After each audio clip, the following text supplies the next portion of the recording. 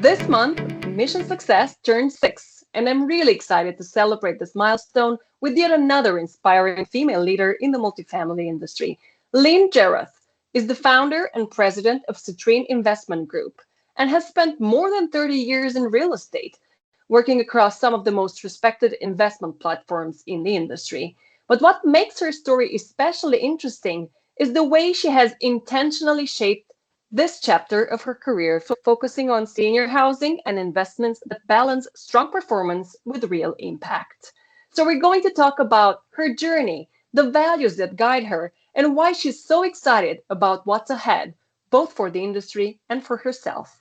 Lynn, welcome to Mission Success. I'm really happy to have you here. Thank you. It's such a pleasure. Let's dive right in. You've spent more than three decades in real estate across some of the Yes. most influential firms in the industry. When you think back over your career, is there a moment, whether early or late, when you realize this is the kind of leader I want to be? So it's a great question. In the early part of my career, I spent a lot of time without even realizing it, gathering information, like seeing the contrast. Okay, this person manages this way, this person leads that way, and just seeing what I thought caused friction, what I thought caused flow, what I really responded well to, and what I found to be counterproductive. And then I didn't realize it at the time, but then, many years later, all of that served as such strong fodder for who I wanted to be as a leader.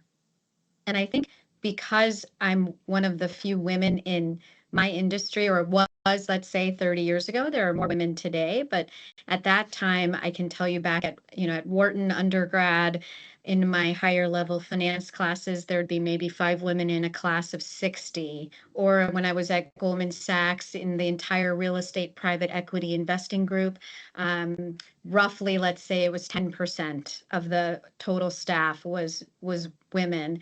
And so when you look at that, there are just different norms, different ways of doing things. There's a built-in contrast, I'd say. Right.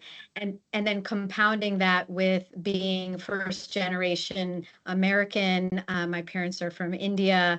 So there were these cultural differences. I think I was surrounded by contrast. And you could look at that from a glass is half full or half empty. I always look at things as half full. And I took that and I used all of that to really be more consciously focused on how I wanted to lead and what I saw as best practices to create the most flowing, inclusive, all kinds of ideas, and allow people who work with me to build up those ideas and things that if they don't feel safe, they wouldn't otherwise share. Mm-hmm. And then later in your career, you made a very intentional shift. You moved toward work that felt more meaningful and closer to home. What changed for you personally that led to that pivot? So I think I'd always had it in me that I was an entrepreneur and that I wanted to create things and run things on my own, not because I didn't like working for others, because I always enjoyed learning. What I found is I have always along the way mentored people and wished them big success. Even sometimes people I didn't know would call because I worked for a famous company and they wanted to get my help or for advice or something, and I'd pick up the phone. And so those sort of things made me feel like I wanted to incorporate giving back or purpose-led culture into what I did on a very consistent basis. So it just naturally occurred. I think it was a natural evolution of things that I had been doing along the way, both inside of work and then outside with philanthropy. When you can combine all these facets of life, like, if you think about life as your family, your faith, your philanthropy, your work, and your community service, and if you can bring all of those to bear in your workplace, I think it's so powerful because it just has such an amplifying effect.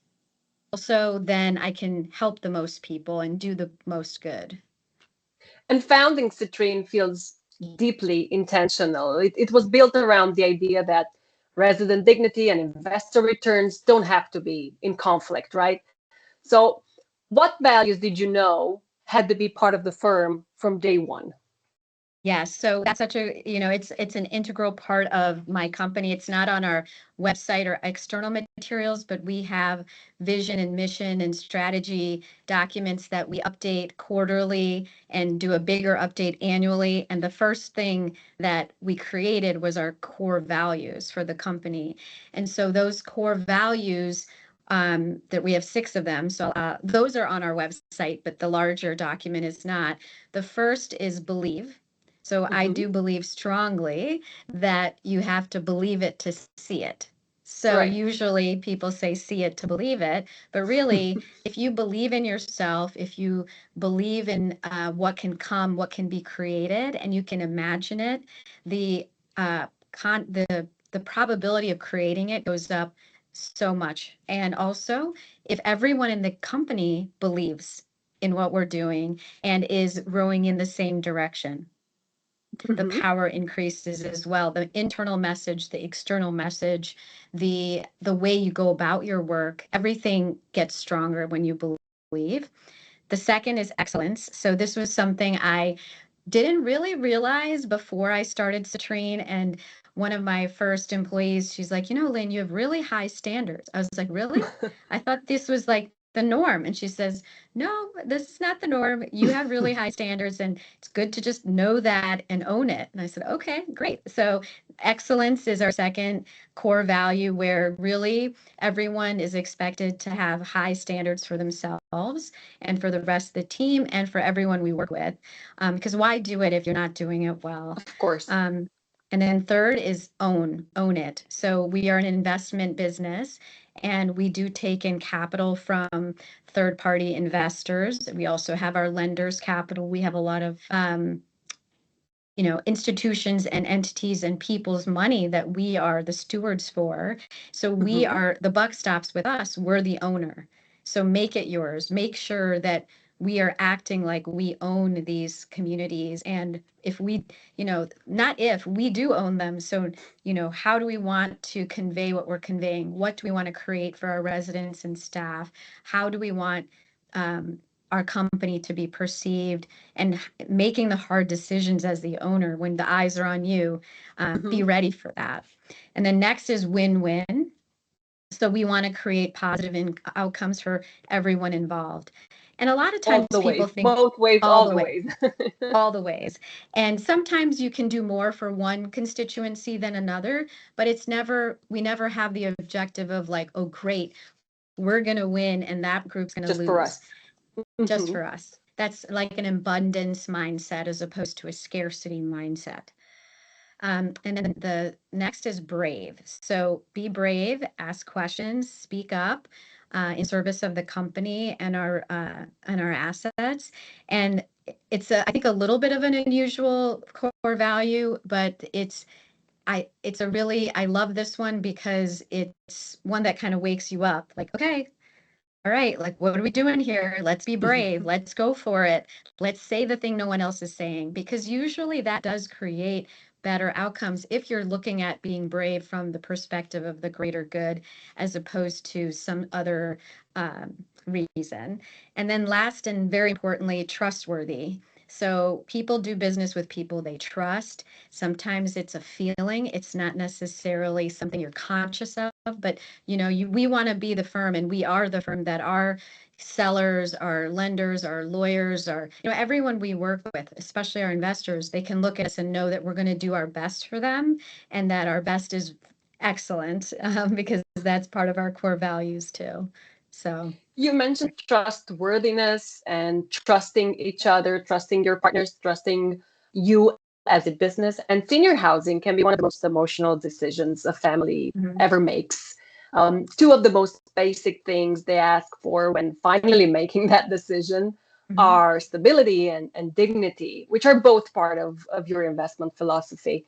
Yeah. Was there a personal experience, maybe a family moment or a conversation that made that feel non-negotiable for you? Yeah, so it's interesting. I'm sure there are, but as I mentioned, I come from an Indian background. Some listeners may be familiar with a joint family system that's common in India. maybe less common today, but it's certainly in the fabric of what I grew up with. And so when you grow up in a joint family system, that means you have multiple generations under the same roof. And that leads to the things you mentioned in terms of having dignity and stability and respect for people at different stages of life. And although I did grow up in a joint family system here and there where I had grandparents living with us or aunts and uncles at different stages. So I've seen the combination, I've seen both. I've seen the joint family system and the nuclear family system. The other thing I would say is my family comes from a part of India where my maiden name, which is Patel, is essentially the name is given to those who own land. And also, Okay. there's a lot of people who are in real estate or in hospitality that are like from my part, India, and our family lineage in particular. And so there's a deep tradition of hospitality, of welcoming people, of being hosts, of being the caretakers and owners of farms or property. So there's that from my background as well. Background. And yeah, and then I do come from a real estate family myself. So I think all of those things together has led to a strong foundation of this is just the way that makes the most sense to me. The other thing I'd say about it is there's a Hindu um, saying Same. that a guest is God. Okay. So if someone is visiting you, you treat them as if you would treat God coming to stay with you. So that Wow. takes the concept of Hmm. hospitality to a To a whole whole new nother level. level. Right. Right. Right. Right. And then when you're in senior housing, thinking about caring for your residents and taking on a responsibility that's even deeper than hospitality, it comes even more strongly forward for me that we're taking on a real responsibility where we're telling families and the residents, you can trust us. We will do our level best, and we will always have the care of your loved one at the forefront of our minds. So all of that comes together for me. Yeah. Hmm. And you focus a lot on repositioning assets and turnarounds and breathing new life into existing communities. Is there anything that excites you most about that kind of work? This is what excites me the most. It's my Okay. passion.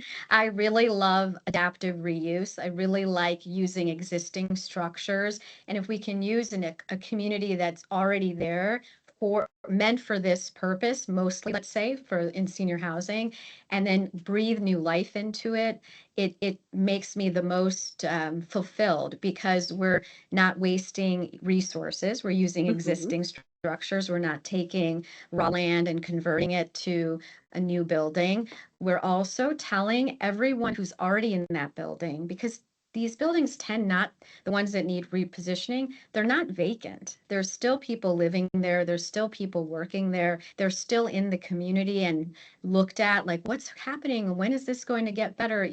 And so to take something that people are starting to feel little down about or sad about or questioning and make it into something amazing.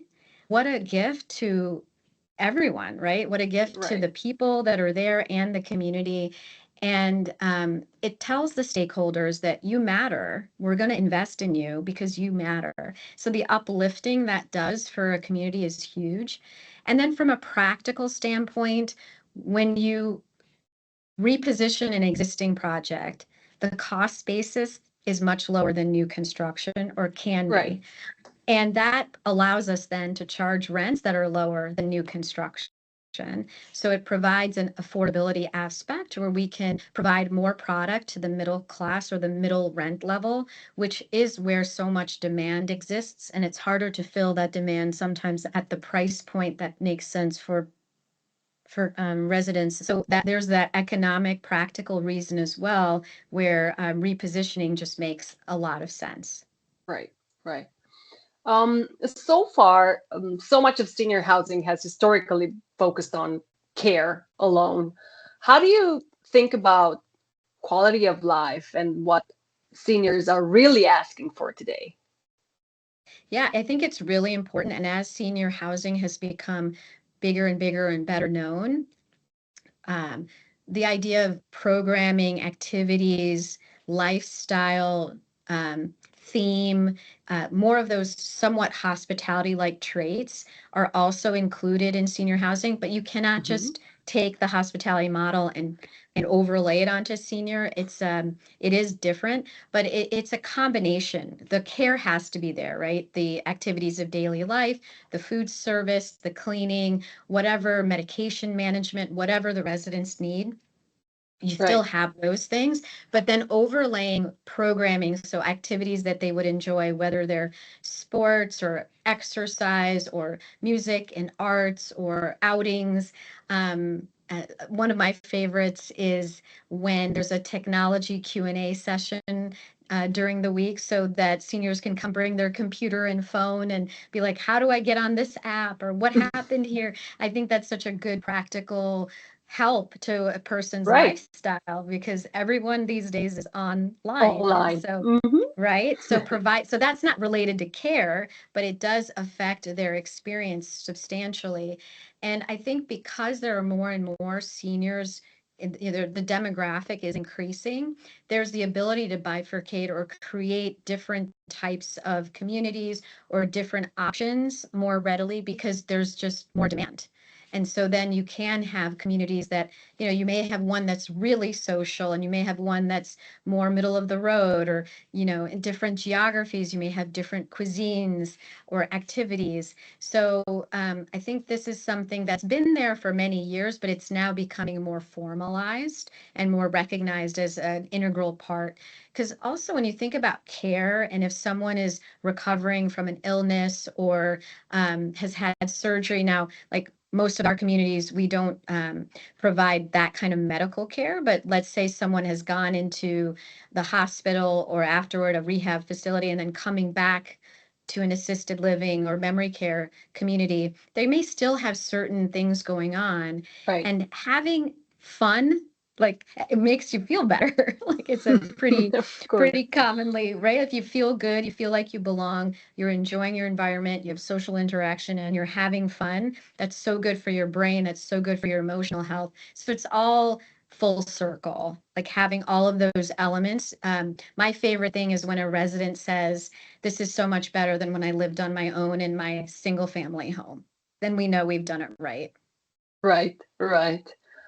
Is there anything specifically that you wish more people understood about the senior housing segment?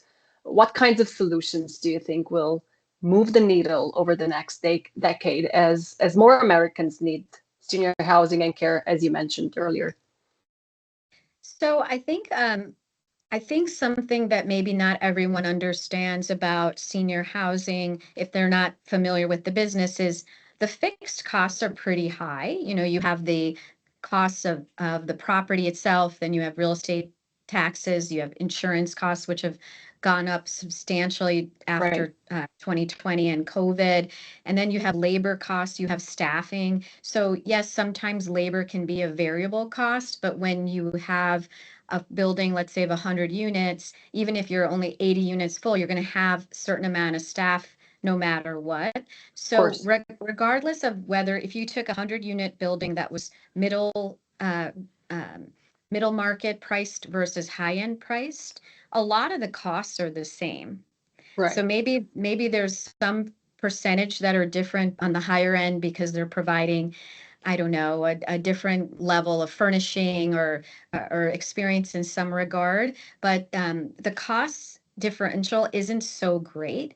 And so the way we combat that is what we talked about earlier with adaptive reuse, with repurposing or repositioning or just renovating existing buildings, and bringing to life as much as possible what we can have from before. And then the other aspect is staffing. Payroll costs are one of the largest expenses, and nursing in particular. We have a nationwide shortage in nurses that's been known in the case for many, many years, like decades, I'd say. So as a society, if we could have more nurses, more nursing school spots, like more opportunity for people to become nurses and other functions that are important for senior housing and honestly also important for hospitals and other medical institutions. And it is an economy we talk about, unemployment's going up a little bit. Where will the jobs be as AI comes in more fully? Well, healthcare, there is an element that could be shifted with AI, but at the it's mostly a people business, and people want to be taken care of by people. People, So right.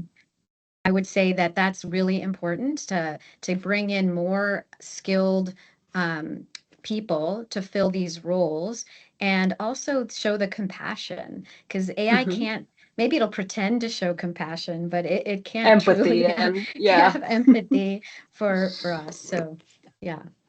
But it's still, I don't know, a robot, a machine, something that has nothing to do Yes, with real life. So it yeah, has it its cannot place. replace the human.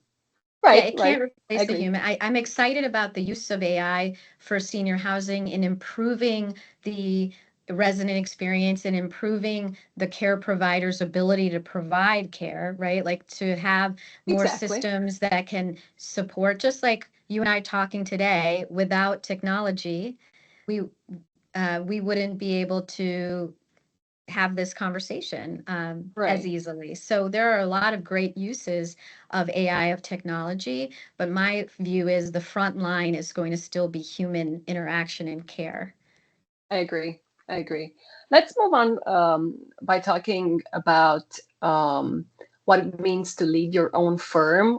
Is there anything you've learned about yourself as a founder that surprised you? Yeah, I've learned a lot of things. Two in particular. One is once you create a company and you have people who work with you, and then you take on investors, and really any company, even if you're selling widgets, you're providing something to a customer base. And as soon as you do that, the company is no longer about you, it's about the company. So understanding the purpose and mission and vision of the company and making sure that's the forefront and the foremost important thing. So sometimes difficult decisions have to be made, like maybe someone is a good friend, but they're not the right fit as a third-party service provider. Well, if you are keeping the hat on of what's best for the company, the decision, what decision you have to make. And so not getting confused about who's the stakeholder here. What are we doing this for Hmm. is really key. And then the other thing I've loved learning as a founder is that my values and my purpose can be so well um, how do I say it? So made to come alive through the company. So the things we're providing are, of course, we're doing senior housing investment. We are creating exceptional risk-adjusted returns for our investors. Along the way, we are creating an amazing experience for our residents and attractive job opportunities for our staff. So we want to serve all of our stakeholders really well, and that comes from the values that I've decided this company will have. And I didn't realize how linked those things would be. So let's enjoy So that.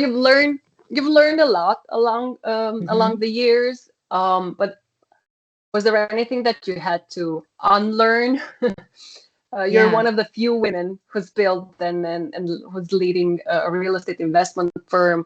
Maybe, I don't know, you've had to unlearn something about leadership, how you show up, about confidence. I don't know, anything that Yeah. comes to mind. Yeah. So I love this question. I had to unlearn the scarcity mindset. Okay. So when you're in private equity, let me say, like, if you're doing public securities investing, if I Hmm. want to buy a stock and you want to buy a stock, we can both buy shares. In real estate, if I want to buy a building and somebody else wants to buy a building, only one of us can buy the building. So Yeah. it's right. So it's set up with this, like, you win, I lose, I win, you lose, construct. And what I've shifted it with it is a different belief, which is the deals I'm meant to win, I'm going to win. And the deals you're meant to win, you're going to win. We're all going to win, and it's all going to work out. And that's part of our philosophy. Like what is aligned will get done. And we don't need to be the biggest. There is some scale that's more advantageous than other, lower, some level of scale is better than a very small scale. Mm-hmm. But at a certain point, size is maybe not the biggest differentiator. It's about doing it best. And then there's some other things that I've unlearned, like words like go in for the kill, or you have to be a hunter, or uh, you know, like you got to be the loudest voice in the room, or show them who's boss kind of thing. And that maybe has a place sometimes, like 1% of the time, or some very small percent of the time. But mostly, I would say I've found success by being collaborative, by showing people that, like, yeah, it's easy to say you're purpose led. It's easy to say you have integrity. It's easy to say that you care. But when you show it and people can see it as real, that makes so much bigger difference than being that, like, I'm the one who's gonna go out with my bow and arrow into and be the one who gets it, wins. So Right.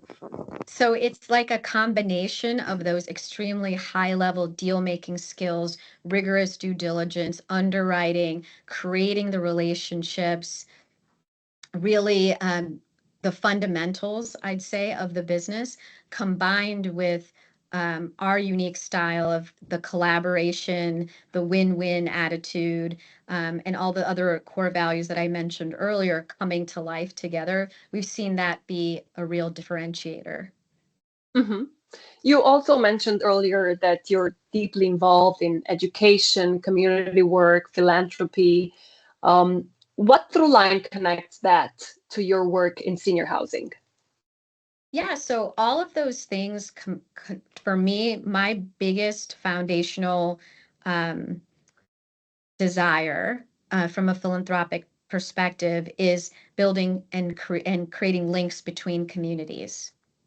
And so that word community can be referred to, of course, with senior housing communities, but it's also a broader term when I think about education and providing better educational access to students who may not have as good of access as others. That's bridging communities and also creating an upliftment and allowing a student to then be a part of communities they never could have imagined but for their education. So all of those educational and community philanthropic efforts I've done over time translates very well to seniors as well, and senior housing, because we talked about, the experience of the resident and the importance of staff feeling like they matter. They're the ones creating the community for themselves. Like, we're providing the real estate and the resources, and then it's up to those that are there on a daily basis to Mm-hmm. make that community what they want. And we want to just make sure they have what they need to create that, and that it's safe, and it's as great as it can be. So I've found that realization recently, that, oh my gosh, all this work I've done over the past many, many years in supporting these different cohorts translates perfectly to senior. And in fact, my husband and I, we have a foundation, my family, my sons as well, and we're going to start looking for more older population philanthropy as a part of the mix of what we're doing, because it does fit in so well. That's great. It sounds like you have a very busy schedule, deals, boards, decisions, events. I imagine Mhm. you run from one thing to another. When life gets so full, is there anything that brings you back to yourself? Yeah, so I meditate every day, every morning, and it could be 15 minutes, it could be an hour. Sometimes on Sundays, it could be 2 hours, but it doesn't Wow. really matter. Yeah, it doesn't really matter how long. It's more like finding that moment of stillness and clearing yourself of all the pinging and dinging of texts and Teams and emails and phone calls and all of that, and just stripping everything away and just sitting. That's where I find sometimes my best ideas pop up. Not that I intend for that, to To be happen. the time. Yes, but that coming back into myself and just allowing that moment of reflection and breathing makes a huge difference. And I found, yes, I am active in a lot of different things, but there's always the connections between everything I'm doing. And my rule for myself is, if keep doing the things I'm doing as long as they're fun and that I'm enjoying them and learning and feeling like I'm adding value. So Nice. One last question, Lynn. Looking ahead, what genuinely excites you about what's next? Not just for senior living as an industry, but for you personally in this next chapter. I'm really excited for my company, Citrine Investment Group, to become even better known and more visible for the way we're investing, this purpose-led investing model, and for the types of communities that we're buying and then reshaping into like the best versions of themselves that they can be. I'm excited to show that this value of creating win-wins can really be rewarding to all the constituents involved. And I'm also excited that this next chapter in senior housing, we've gone through a really difficult few years during COVID and right Mhm. after. And now it's a very different feeling. The sentiment and the economics and the numbers show that there's so much demand and so much interest. So I'm excited for the industry as well to elevate and to innovate with technology, with best management practices. And Citrine, we are and want to continue to be a big part of making that happen and be at the forefront of the positive momentum for the industry. So Thank you. Thank you so much, Lynn, for sharing your story and your perspective so openly.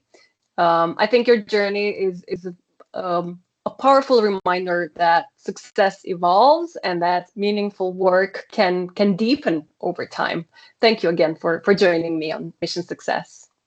well, thanks for having me. And I want to tell you also that your questions were so refreshing and so fun because they're, just a little different and unique and more thought provoking as to the reasons underlying why I do what I do. So I really enjoyed the discussion and telling you more about, why, my why. Why? So, yeah, Exactly. I think the yeah. why is the most important thing we need to think about as life gets so busy and I don't know, there's more on the agenda and all of that. Just take a step back and think about why am I doing all of this? It's really Right. important. Yeah, I totally agree because that why keeps you going. Exactly. Exactly. Thanks so much for listening. If you enjoyed this conversation and want to hear more stories from women who are redefining leadership in multifamily, make sure to follow MHN's The Lease Up on Spotify, Apple Podcast, or wherever you like to listen. That's where you'll find all of MHN's podcast series, including Mission Success. And of course, you can always stay up to date with the latest news, trend stories, and industry insights at multihousingnews.com. Until next time, I'm Laura Valean. Thanks for tuning in, and I'll see you next month.